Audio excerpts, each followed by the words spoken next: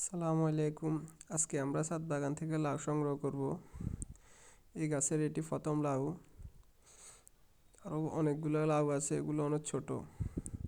একটা লাউ বড় হয়েছে, এটা আমরা আজকে হারভেস্ট করব। আরও বিভিন্ন ধরনের সবজি গাছ ছাদ বাগানে আছে, যেমন টমেটো, বেগুন, ক্যাপসিকাম, মরিচ ইত্যাদি। আমার দাদা এটি আজকে হারভেস্ট করতেছে, প্রথম লাউ ছাদ বাগানের। তো দেখে কেমন লাগতেছে আপনারা একটু জানান। অনেক বড় হয়েছে মাশাল্লাহ।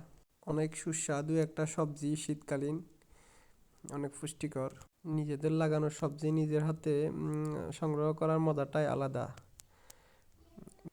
আরও অনেকগুলো সবজি লাগিয়ে রাখছি শীতকালীন সবজির চাহিদা পূরণের জন্য। মাশাল্লাহ, দেখতে অনেক সুন্দর লাগতেছে। কেমন হয়েছে জানান। সবাই আমাদের জন্য দোয়া করবেন। আল্লাহ হাফেজ।